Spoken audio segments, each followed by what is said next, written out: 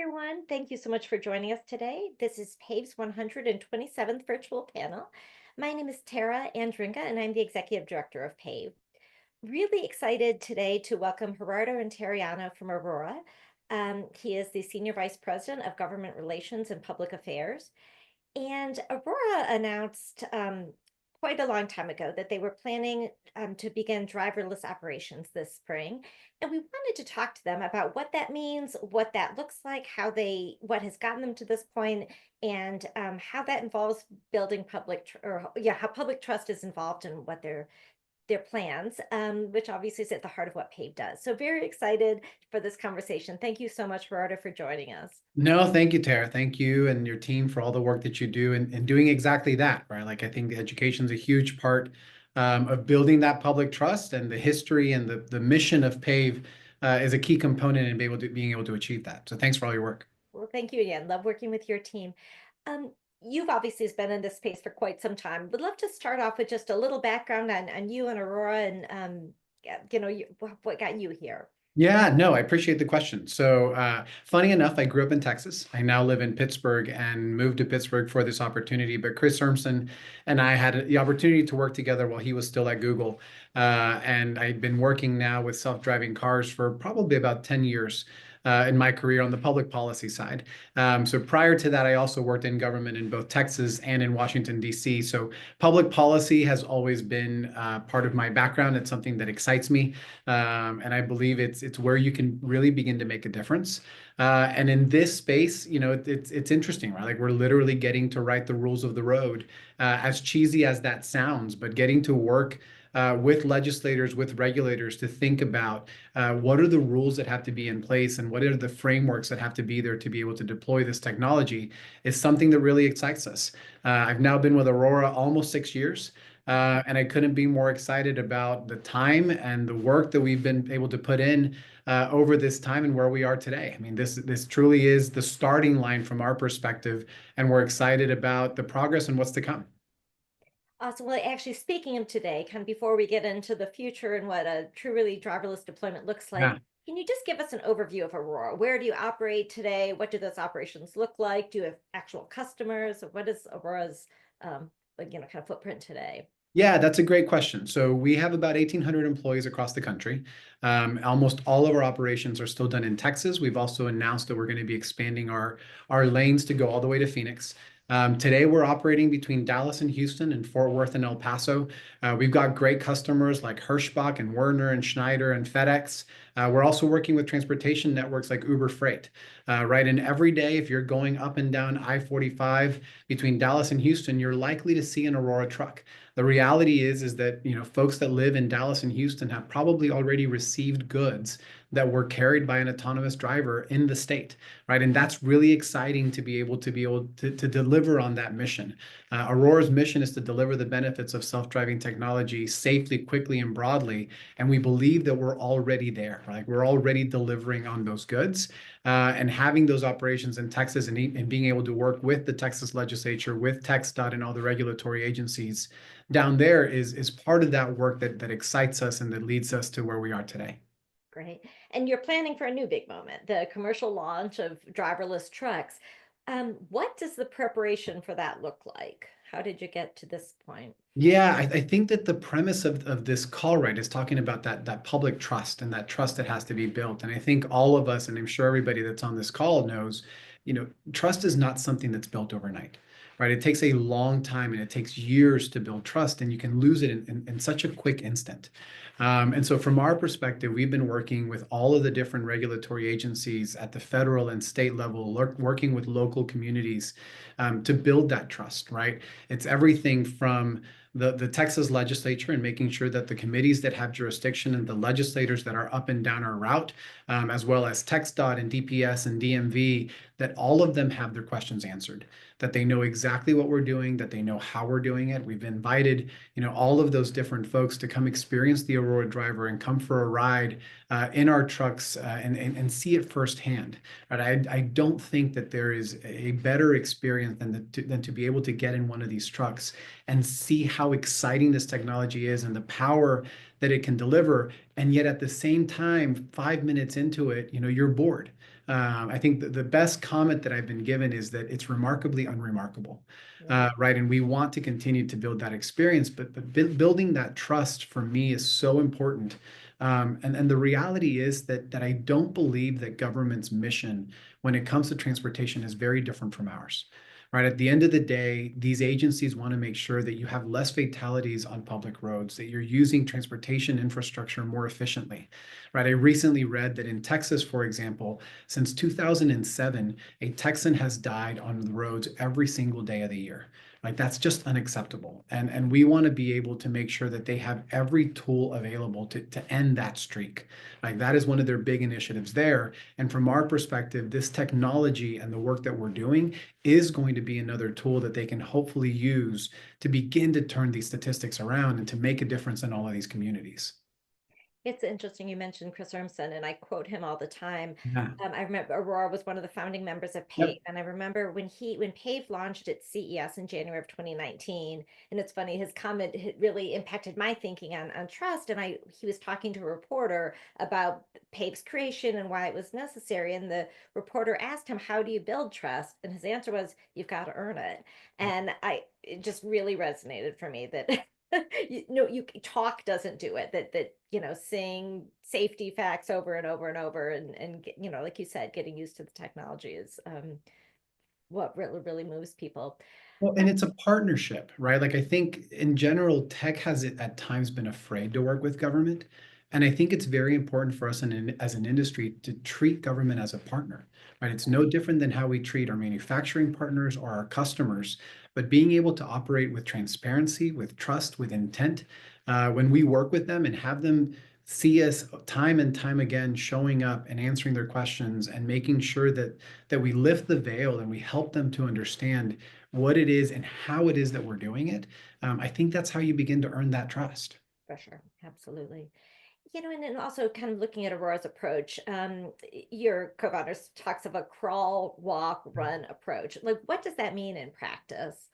Yeah, in practice, it means that we're intentional about all of these different steps, right? If you think about a few years ago, you had folks saying, "Oh, you're going to have thousands and tens of thousands of vehicles, up and down the roads, and all these trucks." And we've heard the comment before, right? Like these trucks are going to take over the roads. And the reality is, no, that's not the case, right? Like we're going to start with one truck, and by the end of the year, we're going to be at tens of trucks, and we're going to be really intentional about how we grow and how we continue to expand and how we continue to scale, right? I mentioned earlier that this is the starting line for us, right? Right. There's so much work that still has to be done, but getting to that scale and being able to build upon that, that's work that has to be done in partnership with so many different parts of that ecosystem. So from our perspective, we are being intentional about every step. We're making sure that the safety case is closed. We're making sure that our partners and that everybody that we work with is aware of that progress as we continue to build on that and get to that starting line. And when we talk about scaling, a lot of people comment on the fact that most autonomous vehicle deployments are in the warm weather states where, the roads don't have a lot of salt damage. And are there limitations to the conditions that the Aurora Driver can operate in? Yeah, so I mean, I'm sure I think you said this is your 127th episode. I'm sure y'all talked about the ODD and Absolutely. how that differs from location. And we're going to start by doing this in the daylight, right? We're going to start by looking for the right weather conditions, and then we'll continue to expand beyond that as we continue to develop those capabilities and expand beyond that. And I think that's when you're going to see us continue to grow outside of Texas. As I mentioned, we've already announced that we're going to be going to Phoenix.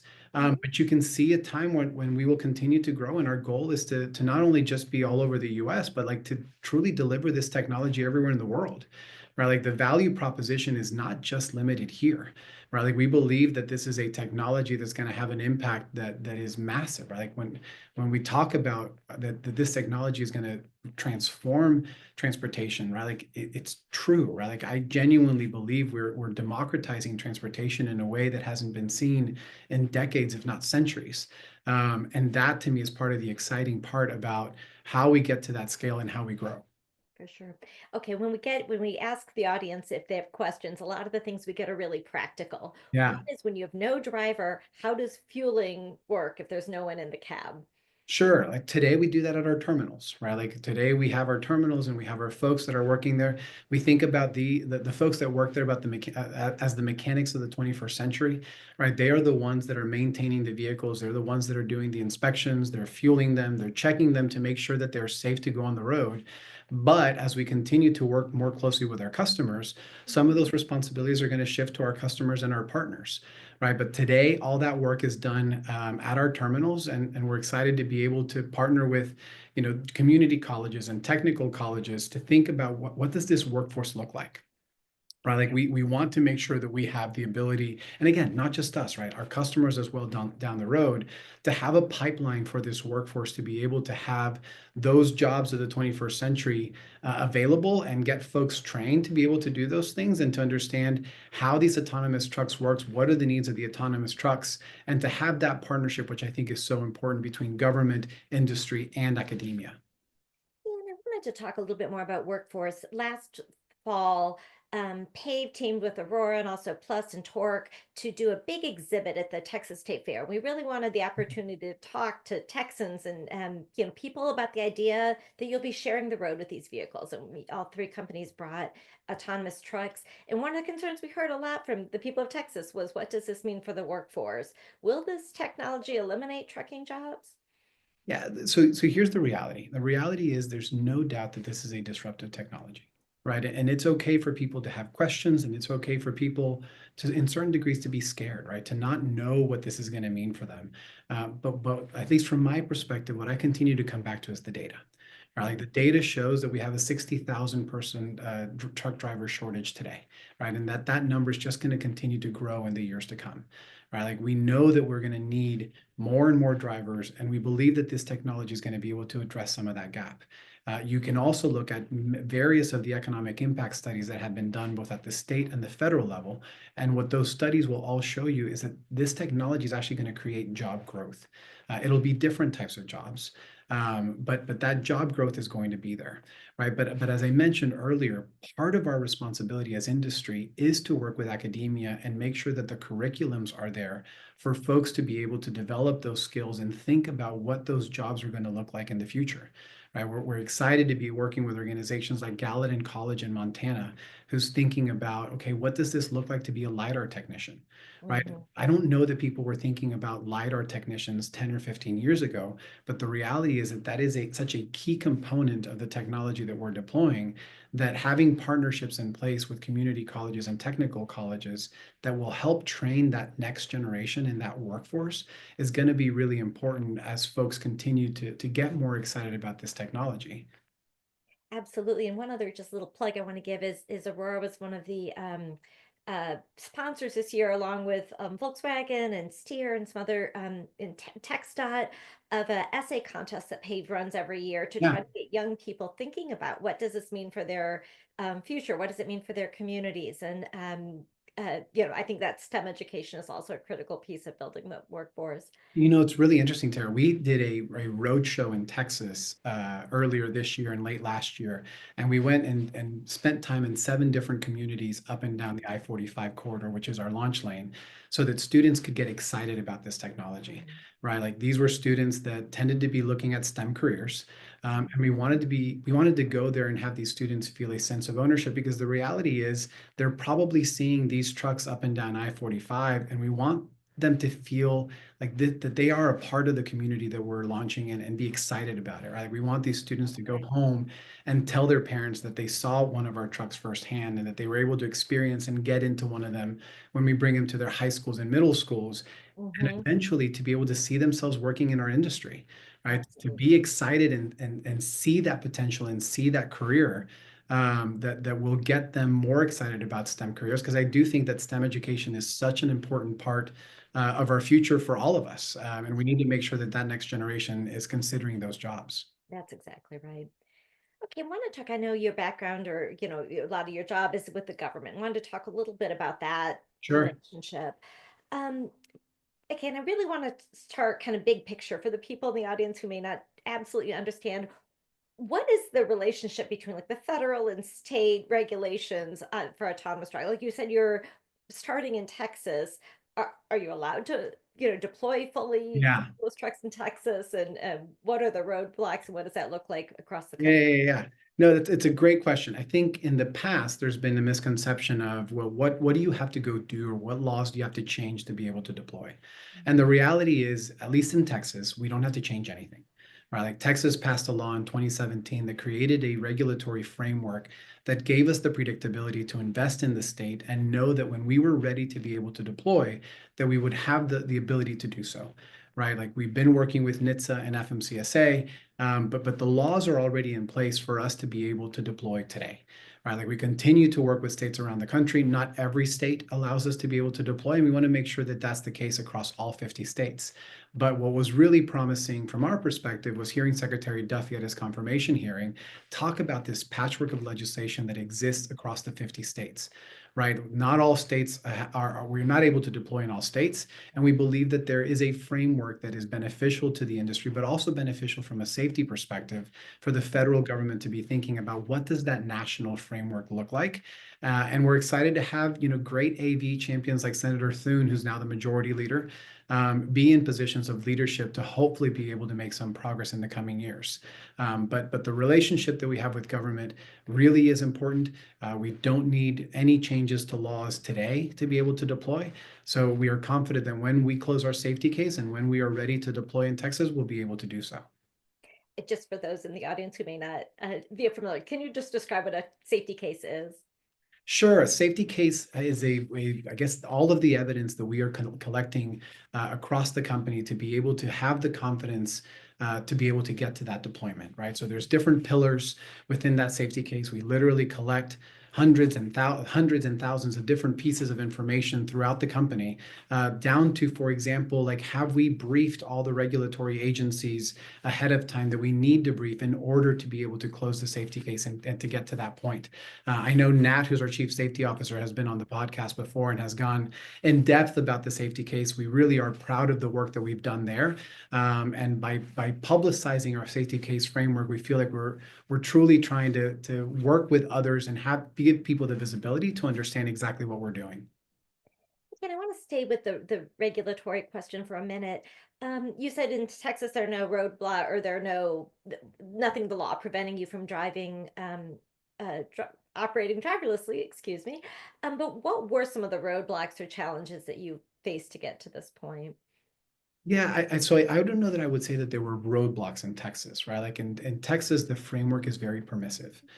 I think there are certainly misunderstandings, and like I'll give you one example, right? There's this perception that Texas is the wild, wild west, right? And that probably is true across tech. Tech tends to view Texas in that way, but that's not the reality, right? Like the reality is we have a regulatory framework that allows us to be able to work with government to be able to do this, but we have a very close relationship with TxDOT, with the Texas Highway Patrol, and we operate with them with transparency. But Texas has been very open to business. They're very open to this technology. I think they're excited about this technology because at the end of the day, their mission is aligned to what we're trying to do, and they want to see these numbers change. They want to see less fatalities on the road. But we're excited about continuing that work, and we're excited about working also at the federal level, right, to create that regulatory framework that will hopefully facilitate the deployment of this technology across the entire country and reduce some of those roadblocks that exist in other states. Great. And another thing I wanted to ask about is first responders. I Sure. was actually on a panel a few weeks ago in Michigan with someone from Aurora who was a former law enforcement Yep. officer, and he talked a little bit about, and I thought it was fascinating. Can you talk about how you all work with first responders and law enforcement to help prepare them to interact with autonomous trucks? Yeah, so aside from the work that we do with the Texas Highway Patrol, right, like they're the ones that are going to be predominantly on I-45. Mhm. We've also worked with other law enforcement and first responder agencies like the Frisco Police Department.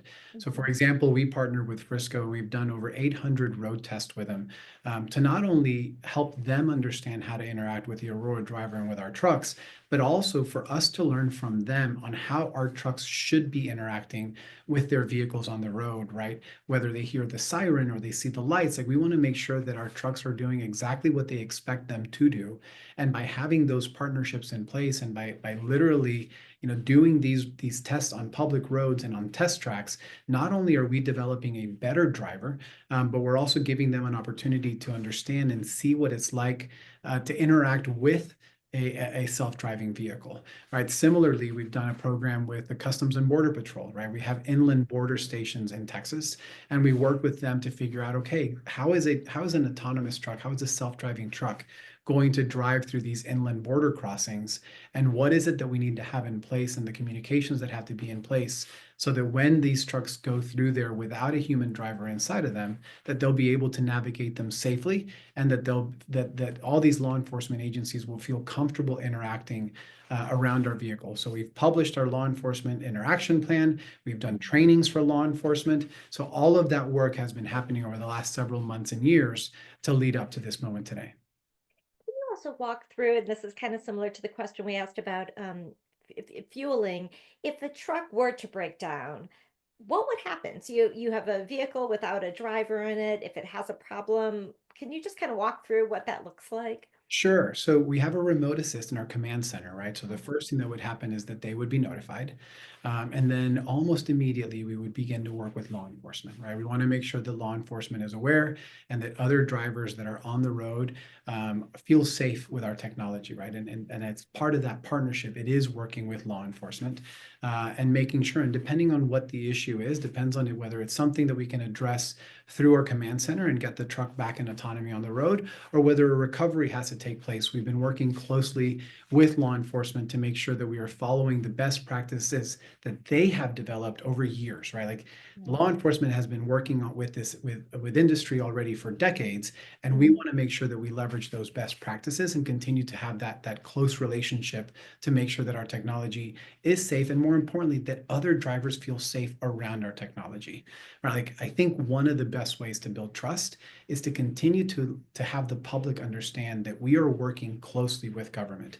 I believe that there is so much power to having industry and government do these panels together, because people begin to see that that is a partnership, right? Like we are not working in a vacuum. This is not the wild, wild west, but we are having active communications with government, with law enforcement. And I think that that is one of those things that the public will look towards to build that sense of trust, that they understand that we're not doing this alone, but that they're working with some of the entities that they look towards to validate the trust and the safety of some of these systems.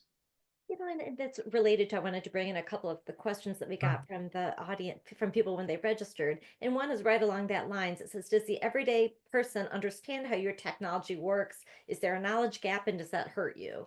Which is, I think, similar to what you're talking about. Yeah, no, there absolutely is a knowledge gap, right? Like most people have never been in a truck, right? And I would be willing to bet even less people have been in an autonomous truck, right? And so people just don't know what to expect or how to think or how to feel about it. If in an ideal world, right, we would be able to give people an experience in one of our self-driving trucks over and over and over again, right? But that's just not possible, right? It's not scalable.